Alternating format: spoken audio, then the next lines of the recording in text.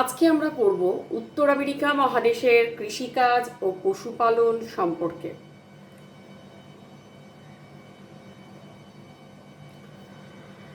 এখন এই কৃষিকাজ ও পশুপালন করতে গেলে আগে উত্তর আমেরিকা মহাদেশের আকৃতিটি আবার একবার দেখে নিই। সেটা হচ্ছে ত্রিভুজ আকৃতি বিশিষ্ট এই মহাদেশটি, এবং উত্তর আমেরিকা মহাদেশের প্রায় মাঝখানে কানাডা ও আমেরিকা যুক্তরাষ্ট্রের সীমান্তে অবস্থিত রয়েছে 5টা হ্রদ। আমরা আগে চ্যাপ্টারগুলোর আলোচনার সময়ও বলে দিয়েছিলাম। সীমান্তবর্তী এলাকায় রয়েছে 5টা হ্রদ।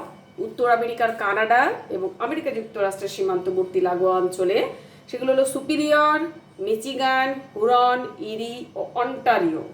সুপিরিয়র, মিচিগান, হুরন, ইরি ও অন্টারিও এই হ্রদগুলোকে নিয়েই বলা হয়ে থাকে, মানে গঠিত হয়েছে হ্রদ অঞ্চল।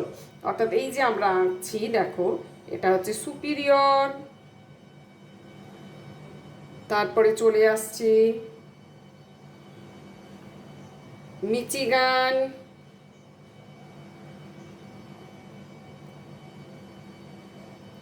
তারপরে আসছি হুরন, আর এই রকম জায়গায় রয়েছে ইরি, অন্টারিও। এই 5টি সুপিরিয়র, মিচিগান, হুরন, ইরি আর অন্টারিও। অন্টারিও তাহলে এটা এস করে দিই, Superior, Michigan M, H, Huron, Erie, Ontario. ও ঠিক আছে, এই 5টি অঞ্চল মানে 5টি হ্রদকে নিয়ে এখানকার হ্রদ অঞ্চল গঠিত হয়েছে। এখন এই হ্রদ অঞ্চলকে বলা হয় হ্রদ পঞ্চক। আর এই হ্রদ অঞ্চলের আমরা যেটা আজকে পড়ব সেটা হচ্ছে কৃষিকাজ এবং পশুপালন, এই দুটো আজকে আমরা পড়ব। এখন কৃষিকাজ কৃষিকাজ যদি প্রথমে দেখি, দেখো হ্রদ অঞ্চলে কৃষিকাজ করতে গেলে প্রথমেই আমরা দেখি যে কৃষিকাজে এখানে উন্নত হওয়ার পেছনে বেশ কিছু কারণ রয়েছে। কৃষিকাজ কিভাবে হয়ে থাকে এবং হ্রদ অঞ্চলে কৃষিকাজে উন্নত কেন, এ প্রসঙ্গে আলোচনা করা আবশ্যক। এখন হ্রদ অঞ্চলে কৃষিকাজের মধ্যে হ্রদ অঞ্চলে কৃষিকাজে অত্যন্ত উন্নত। এখানে যান্ত্রিক পদ্ধতিতে বাণিজ্যিকভাবে কৃষিকাজ করা হয়ে থাকে। হ্রদ অঞ্চলের উত্তর দিকের অংশে গম, অর্থাৎ এই যে হ্রদ অঞ্চল এর ওপরের এই অংশটা গম বা এই অংশটা গম, এবং দক্ষিণ দিকের অংশে এই অংশগুলো ভুট্টা চাষ করা হয়ে থাকে। উত্তরাংশে গম চাষ হয় তাহলে, আর দক্ষিণাংশে কি হয়, ভুট্টা চাষ হয়। এর পাশাপাশি কি হয়, আলু, সোয়াবিন, সূর্যমুখী, ওট প্রভৃতি চাষ হয়। সোয়াবিন ও সূর্যমুখী থেকে ভোজ্য তেল, খাওয়ার তেলও তৈরি করা হয়। আর মিচিগান হ্রদ যে রয়েছে তার পূর্ব দিকের অঞ্চলে, অর্থাৎ এই যে মিচিগান রয়েছে দেখছো, এর পূর্ব দিকের অঞ্চলেতে দেখা যায় যে সবজি, ফল প্রভৃতি চাষ করা হয়। মার্কিন যুক্তরাষ্ট্র শ্রেষ্ঠ ভুট্টা উৎপাদক অঞ্চল, তাই হ্রদ অঞ্চলের একে মার্কিন যুক্তরাষ্ট্রকে ভুট্টা বলয়ও বলা হয়ে থাকে। এখন সার্বিকভাবে আমরা যদি দেখি যে হ্রদ অঞ্চলে কৃষিকাজ এত উন্নত কেন, না আমরা একটা তোমাদের বইতেও একটা সুন্দরভাবে চার্ট দেওয়া আছে হ্রদ অঞ্চলে কৃষিকাজে উন্নতির কারণ সম্পর্কে আলোচনা করার জন্য। এখানেও আমি একটা চার্ট এঁকে রেখেছি, দেখো যে হ্রদ অঞ্চলে কৃষিকাজের উন্নতির পেছনে কি কারণ রয়েছে। না, হ্রদ অঞ্চলে প্রথমেই দেখি কৃষিকাজ করতে গেলে সমতল ভূমির প্রয়োজন হয়ে থাকে, বিস্তীর্ণ সমতল ভূমি। হ্রদ অঞ্চল যেহেতু বিভিন্ন নদ নদী প্রবাহিত হয়েছে, ফলে সেখানে নদীবিধৌত পলি জমেছে, পলি সঞ্চিত হয়ে সমতল ভূমি সৃষ্টি হয়েছে, কিন্তু একটু তরঙ্গায়িত। যাই হোক, এখানে বিস্তীর্ণ সমতল ভূমি আছে যা হ্রদ অঞ্চলে চাষাবাদের ক্ষেত্রে বিশেষ উপযুক্ত। মুছে গেছে, যাই হোক, চাষাবাদের জন্য বিশেষ উপযুক্ত। তাহলে কৃষিকাজ গেল 1 নম্বর। এবার 2 নম্বরে কি আসি, নাতিশীতোষ্ণ আর্দ্র জলবায়ু। নাতিশীতোষ্ণ আর্দ্র জলবায়ু অর্থাৎ না শীত না উষ্ণ, খুব গরমও নয় খুব ঠান্ডাও নয়, এবং তা আর্দ্র ভেজা, অর্থাৎ হ্রদ অঞ্চলে তীরবর্তী এলাকায় চাষাবাদ হয়ে থাকে বলে বৃষ্টিপাতের পরিমাণও বেশ ঠিক থাকে। ফলে নাতিশীতোষ্ণ জলবায়ু এখানে দেখা যায়, যে জলবায়ুতে চাষাবাদের জন্য বিশেষ উপযুক্ত। অর্থাৎ নাতিশীতোষ্ণ আর্দ্র জলবায়ু এখানে চাষাবাদের করার ক্ষেত্রে বিশেষ উপযুক্ত। এখানে যেমন তোমার গড় তাপমাত্রা গ্রীষ্মকালীন কি পড়েছিলাম 16°C, বার্ষিক বৃষ্টিপাত হয় 70 থেকে 80 সেন্টিমিটার। ফলে এই সমস্তকে কেন্দ্র করে এখানে নাতিশীতোষ্ণ আর্দ্র জলবায়ুতে তোমার কৃষিকাজ উন্নতি লাভ করে থাকে। এছাড়া 3 নম্বর যদি দেখি, 3 নম্বর দেখো চার্নোজেম মৃত্তিকা। চার্নোজেম মৃত্তিকা কি না, যে কোনো ফসল চাষ করতে গেলে মাটির প্রয়োজন হয়ে থাকে। মাটির গুণাগুণের ওপর ফসলের উৎপাদন ক্ষমতা নির্ভর করে থাকে। চার্নোজেম মৃত্তিকা কি না, এই চার্নোজেম মৃত্তিকা নাতিশীতোষ্ণ অঞ্চলেতেই দেখা যায়, যেখানে বৃষ্টিপাতের পরিমাণ একটু কম বা পরিমাণ মাত্র 400 থেকে 500 মিলিমিটারে, বলছি মিলিমিটার, প্রধানত গ্রীষ্মকালে হয় বা ভূমিভাগ তৃণভূমি দ্বারা আচ্ছাদিত, তৃণভূমি দ্বারা ঢাকা থাকে, সেখানে চার্নোজেম মৃত্তিকা দেখা যায়। নাতিশীতোষ্ণ অঞ্চলে মৃত্তিকা যেখানে তোমার ভূমিভাগ তৃণভূমি দ্বারা আচ্ছাদিত, বৃষ্টিপাতের পরিমাণ 400 থেকে 500 মিলিমিটার, সেখানে এই তোমার মৃত্তিকা দেখা যায়। এই মাটিতে কি হয় না, এই মাটিতে জৈব মলের পরিমাণ অর্থাৎ হিউমাস পর্যাপ্ত পরিমাণে থাকে, জৈব পদার্থ পর্যাপ্ত পরিমাণে থাকে। ফলে কি হয়, মাটির উর্বরতা শক্তি যথেষ্ট বেশি থাকে। এখানে বৃষ্টিপাতের পরিমাণ কম হয়ে থাকে বলে মাটির উপরের যে খনিজ পদার্থ, সেই খনিজ পদার্থ স্খলন বা ক্ষালনের মাত্রাও অনেক কম, অর্থাৎ খনিজ পদার্থ ক্ষয়প্রাপ্ত হওয়ার মাত্রাও অনেক কম। তাই ওপরের যে স্তরটা মাটির থাকে তাকে এ স্তর বলা হয়। সেই স্তরটা কি থাকে, প্রথমত জৈব পদার্থ সম্পূর্ণ থাকে। জৈব এ স্তরে কি থাকে, মাটির উপরের স্তরটাকে এ স্তর বলা হয়। এখানে জৈব পদার্থ সম্পূর্ণ থাকে এবং প্লাস কি থাকে, খনিজ পদার্থ থাকে। খনিজ পদার্থ সেই জায়গাতে থেকে থাকে। তাহলে জৈব পদার্থ থাকছে প্লাস খনিজ পদার্থ থাকছে সেই অংশের মধ্যে। ফলে মাটির উর্বরতা শক্তি অনেকটা বেশি হয়ে থাকে। যেমন সোভিয়েত রাশিয়াতে স্টেপস তৃণভূমি, মার্কিন যুক্তরাষ্ট্রে যেখানে আমরা পড়ছি প্রেইরি তৃণভূমি, অস্ট্রেলিয়ার ডাউনস, আফ্রিকার ভেল, দক্ষিণ আমেরিকার পম্পাস প্রভৃতি তৃণভূমিতে এই ধরনের মাটি দেখা যায়। ফলে সেই চার্নোজেম মাটি এই হ্রদ অঞ্চলে রয়েছে।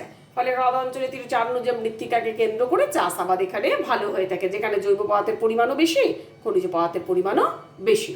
তাহলে এই গেল 3। এরপরে আসি 4 নম্বর কি, 4 নম্বর ঘনবসতির জন্য কৃষিজ ফসলের চাহিদা। হ্রদ অঞ্চলে যেহেতু শিল্পে উন্নত, চাষাবাদ ভালো, ফলে জনবসতির ঘনত্ব অনেক বেশি। ফলে জনবসতি যখনই বেশি হবে, সেখানে কৃষিজাত দ্রব্য বলো কি শিল্পজাত দ্রব্য বলো, চাহিদা যথেষ্ট বেশি থাকবে মানুষের মধ্যে। ফলে সেই চাহিদা থাকলে কি হচ্ছে, আরও বেশি শস্য উৎপাদনের একটা চাহিদা, যখনই ডিমান্ড থাকছে আরও বেশি শস্য উৎপাদনের একটা তাগিদ অনুভব করে।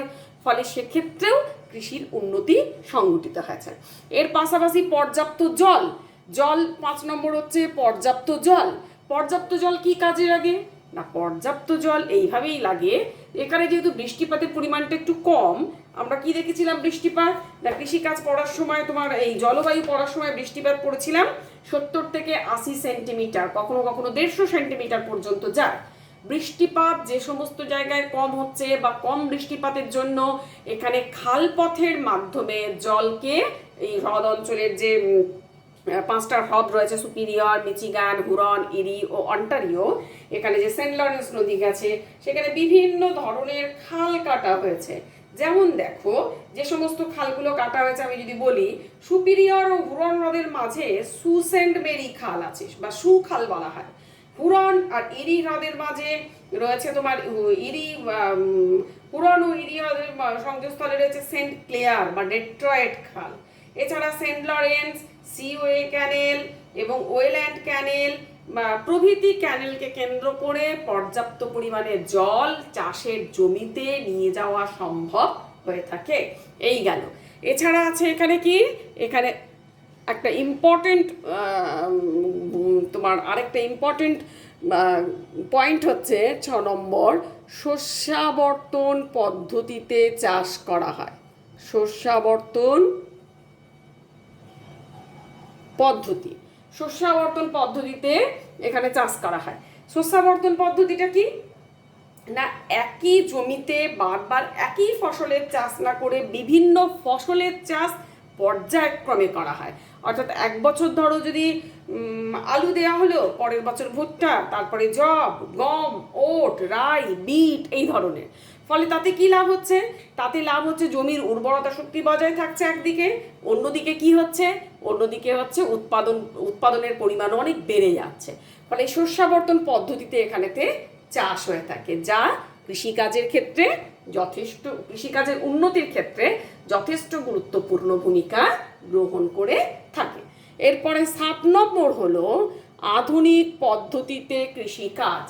অর্থাৎ কৃষিজ জমি চাষ করতে গেলে আধুনিক পদ্ধতি দরকার হয়ে থাকে, যেমন উচ্চ ফলনশীল বীজ, উন্নত সার, কীটনাশক, পর্যাপ্ত পরিমাণে ক্যানেলের মাধ্যমে জল এবং নানা রকমের যন্ত্রপাতি। বড় বড় কৃষি জমি চাষ করতে গেলে হারভেস্টার, ট্রাক্টর, নানা রকমের বড় বড় যন্ত্রপাতি, এগুলো এখানে যথেষ্ট পরিমাণে যোগান রয়েছে। অর্থাৎ যেহেতু দেশগুলি অনেক উন্নত দেশ, এই হ্রদ অঞ্চলের নিকটবর্তী যে জায়গাগুলো রয়েছে সেগুলো অনেক উন্নত, অর্থনৈতিক দিক থেকে অনেক উন্নত দেশ। ফলে এখানে আধুনিক পদ্ধতিতে কৃষিকাজ করার ক্ষেত্রে কোনো রকম এখানে সমস্যা হয় না। ফলে এই সব কারণগুলোকে কেন্দ্র করে এখানে কৃষিকাজের উন্নতি ঘটেছে। তাহলে কৃষিজ ফসলগুলোর মধ্যে উল্লেখযোগ্য উৎপন্ন ফসলগুলো আরেকবার বলি: ভুট্টা, যব, গম, ওট, রাই, বিট, এগুলো এখানে চাষ করা হয়। এছাড়া সবজি তো রয়েছে, সূর্যমুখী দেখলে সূর্যমুখী, সোয়াবিন প্রভৃতি চাষ করা হয়। সবজি বাদ দিয়ে এগুলো শস্য, দানা শস্য, সূর্যমুখী, সোয়াবিন এগুলো চাষ করা হয়। এছাড়া সবজি, ফলের মধ্যে কি কি হয় না, ফলের মধ্যে আঙুর, প্রচুর পরিমাণে আঙুর চাষ করা হয়। হ্রদ অঞ্চলের তীরে যে ঢালু জমি রয়েছে সেই ঢালু জমিতে প্রচুর পরিমাণে আঙুর, আপেল, পিচ, কমলা লেবু এগুলো চাষ করা হয়। এবং হ্রদ অঞ্চলের দক্ষিণ দিকটা আমি প্রথমেই বললাম ভুট্টা বলয়ের জন্য বিখ্যাত, আর উত্তর দিকে প্রচুর পরিমাণে গম চাষ করা হয়। ফলে উত্তর দিকটাতে গমের জন্য বিখ্যাত। তাই এখানে উত্তরাংশে উষ্ণ চিনুক বায়ুর প্রভাবে বরফ গলে গেলে তখন কি হয়, শীতের শেষের দিকে এখানে একটা বসন্তকালীন একটা গম চাষ করা হয়। এই বসন্তকালীন গম বলয় নামে এটা পরিচিত। এখানকার ডাকোটা রাজ্য আমেরিকা যুক্তরাষ্ট্রের সর্বাধিক গম চাষ করা হয়ে থাকে।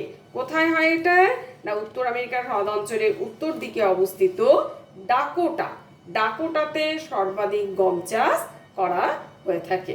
এই গেল এখানকার কৃষিকাজ ছাড়া। এবং ডাকোটাতে প্রচুর পরিমাণে গম চাষ করা হয় বলে, এখানে গম উৎপন্ন হয় বলে ডাকোটাকে বলা হয় bread basket of the world. Bread basket of the world কথাটার অর্থ কি না, পৃথিবীর রুটির ঝুড়ি। ডাকোটাকে বলা হয় পৃথিবীর রুটির ঝুড়ি। ডাকোটা রাজ্যকে বলা হয়ে থাকে। উত্তর আমেরিকার যে হ্রদ অঞ্চলের উত্তর দিকে রয়েছে ডাকোটা, অর্থাৎ এই যে সুপিরিয়র এর উত্তরে রয়েছে এখানে ডাকোটা, এই জায়গাকে বলা হয় পৃথিবীর রুটির ঝুড়ি। এই গেল এখানকার কৃষিকাজ সম্পর্কিত আলোচনা। এরপরে আসি আমরা কি, এরপরে আসবো পশুপালন, অর্থাৎ পশুপালন সম্পর্কে জানবো। এখানে আসবো পশুপালন কি না, এখানে দেখো প্রথমেই কি বলছি, জলাভাগ রয়েছে, তারপরে কি রয়েছে, তৃণভূমি রয়েছে। এখানে তৃণভূমি রয়েছে। প্রেরি অঞ্চল জুড়ে প্রচুর পরিমাণে যেমন গম চাষ করা হয়, তেমনি এখানে তৃণভূমিও রয়েছে। অর্থাৎ উত্তর আমেরিকা মহাদেশের মাঝখানের সমভূমি অঞ্চলের বিস্তীর্ণ এলাকা জুড়ে তৃণভূমির অবস্থান করেছে।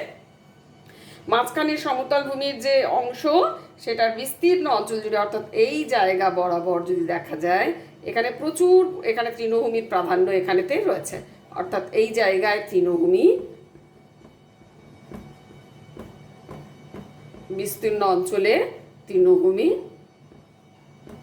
এখানেতে তৃণভূমির অবস্থান রয়েছে।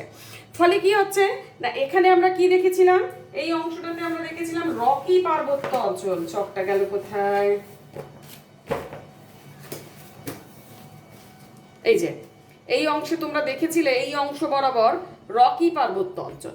রকি পার্বত্য অঞ্চলে কি হয়, এক ধরনের তোমার ওই বসন্তকালে এক ধরনের উষ্ণ বাতাস প্রবাহিত হয়, যাকে বলা হয় চিনুক। সেই উষ্ণ বাতাস, চিনুক হচ্ছে, চিনুক শব্দের অর্থ হচ্ছে তুষার ভক্ষক, তুষারকে খেয়ে ফেলে।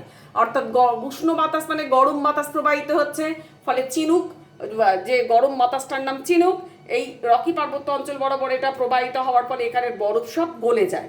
গলে গেলে কি হয়ে যাচ্ছে, এখানে তৃণভূমির বিস্তীর্ণ তৃণক্ষেত্রে, অর্থাৎ এই সমস্ত জায়গায় কি হচ্ছে, হেক্লেভার, আলফালফা তৃণ এবং দক্ষিণ দিকের অংশটাতে ভুট্টা জন্মাচ্ছে। তাই এই তৃণভূমি পশুচারণ ক্ষেত্র হিসেবে বিখ্যাত। অর্থাৎ পশুচারণ শিল্প এখানে, এই পশুপালন শিল্প এখানেতে এই জন্য গড়ে উঠেছে। প্রচুর পরিমাণে এখানে তৃণভূমি থাকার সুবাদেতে এখানে পশুপালন শিল্প গড়ে উঠেছে। অর্থাৎ কৃষিকাজের সাথে সাথে পশুপালন করা হয়। ভুট্টা, ওট পশু খাদ্যরূপে ব্যবহার করা হয়। এছাড়া ঘাস, আলফালফা ঘাস, হেক্লেভার ঘাস, মুথা ঘাস প্রভৃতি ঘাস চাষ করা হয়ে থাকে বা ঘাস হয়ে থাকে তৃণভূমি, যেটা প্রেইরি তৃণভূমি বলা হয়ে থাকে এরকম। ফলে এখানে গরু, মোষ বা মেষ এবং তোমার শূকর, হ্যাঁ, এই সমস্ত পশু প্রতিপালিত হয়ে থাকে। এবং এই সমস্ত পশু প্রতিপালিত হওয়ার পাশাপাশি হাঁস, মুরগি, পোলট্রি ফার্ম এগুলো গড়ে উঠেছে। এখানে অত্যধিক পশুপালনের জন্য উইসকনসিন রাজ্যকে ডেয়ারি রাজ্য বলা হয়। এখানে অতিরিক্ত পশুপালনের জন্য কি করা হয়, অত্যধিক উইসকনসিন রাজ্যকে উইসকনসিন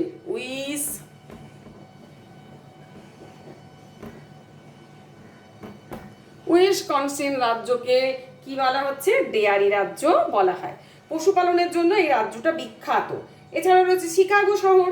শিকাগো, এই যে এরকম জায়গায় রয়েছে শিকাগোর অবস্থান, এখানে শিকাগো রয়েছে। ফলে এই শিকাগো শহরেতে মাংসের জন্য বিখ্যাত। এই শিকাগো শহর, শিকাগো মাংসের জন্য, এখানেতে মাংস শিল্পের জন্য প্রসিদ্ধ। পৃথিবীর কসাইখানা বলা হয়ে থাকে শিকাগোকে।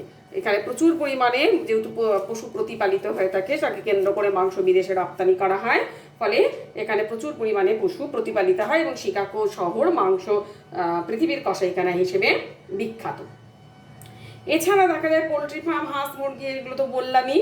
ফলে এখানে প্রচুর পরিমাণে গবাদি পশু যেহেতু প্রতিপালিত হয়, এখানে দুগ্ধজাত দ্রব্য উৎপাদন করা হয়। দুগ্ধজাত দ্রব্য বলতে দুধ, তারপরে পনির, হ্যাঁ, চিজ, মাখন, মিষ্টি, নানা রকম দুধ থেকে যে সমস্ত প্রোডাক্ট তৈরি করা হয়ে থাকে। ফলে সেই সমস্তের জন্য এখানটা বিখ্যাত। এবং তোমার মিচিগান ও সুপিরিয়র হ্রদ সংলগ্ন উইসকন প্রদেশ রয়েছে। অর্থাৎ এই যে মিচিগান, এই সুপিরিয়র আর মিচিগান হ্রদ সংলগ্ন এলাকায় উইসকনসিন প্রদেশ, যেটা আমি লিখলাম, এটা ডেয়ারি রাজ্য বলা হয়ে থাকে এবং শিকাগো শহরকে পৃথিবীর কসাইখানা বলা হয়ে থাকে। এখন এক কথায় যদি বলা হয় যে এখানে কৃষিকাজে যেমন উন্নতির পেছনে কিছু কারণ রয়েছে, পশুপালন উন্নতির পেছনে কি কারণ রয়েছে না, প্রচুর পরিমাণে, এক নম্বর বলা যেতে পারে, প্রচুর পরিমাণে ভুট্টা, হেক্লেভার ঘাস জন্মায়, যা পশুদের পর্যাপ্ত খাদ্যের যোগান দেয়। এছাড়া দুই হতে পারে হ্রদ অঞ্চলের পর্যাপ্ত জল পশুদের প্রয়োজনীয় জলের চাহিদা মেটায়। 3 নম্বর, বিস্তীর্ণ সমভূমি অঞ্চলে পশুদের অবাধ বিচরণ করার সুবিধে আছে। অর্থাৎ পশুদের তো ঘোরাফেরা করতে হবে, যেহেতু তৃণভূমি, প্রেইরি তৃণভূমি আছে, ফলে বিস্তীর্ণ অঞ্চলে পশুদের অবাধ বিচরণের সুবিধে। এছাড়া এই অঞ্চলে শীতল জলবায়ুর জন্য দুধ ও দুগ্ধজাত দ্রব্য এবং মাংস প্রভৃতি পচনশীল উপাদানের সহজে সংরক্ষণ করা সম্ভবপর হয়ে থাকে। এই সব কারণের জন্য এখানে পশুপালন শিল্পে এত বেশি উন্নতি লাভ করেছে এই হ্রদ অঞ্চল। এই গেল হ্রদ অঞ্চলের কৃষিকাজ এবং পশুপালনের উন্নতির পেছনে যেসব কারণগুলি বললাম, তার মধ্যে এগুলি উল্লেখযোগ্য। এখানে দুটো শব্দ বলি, সেটা হচ্ছে শিকাগো শহর মিচিগান হ্রদের দক্ষিণ তীরে অবস্থিত। দেখছি এটা একটা বৃহত্তম নগর, বিখ্যাত বন্দর। এই নগরে পৃথিবীর বৃহত্তম ইস্পাত কেন্দ্র, বৃহত্তম কসাইখানা এবং গরু ও মাংস প্যাকিং কারখানা রয়েছে। হ্যাঁ, কসাইখানার মধ্যে গরু স্পেসিফিক রয়েছে, যা পৃথিবীর কসাইখানা বলা হয়। এবং সর্বাধিক ব্যস্ততম বিমানবন্দর, যুক্তরাষ্ট্রের বৃহত্তম রেল জংশনও গড়ে উঠেছে। এছাড়াও শিকাগো বিখ্যাত বায়ুর শহর হিসেবে, উইন্ড সিটি বলা হয়ে থাকে। এই গেল শিকাগোর বৈশিষ্ট্য। ডেট্রয়েট সেন্ট ক্লেয়ার নদীর তীরে এটি অবস্থিত।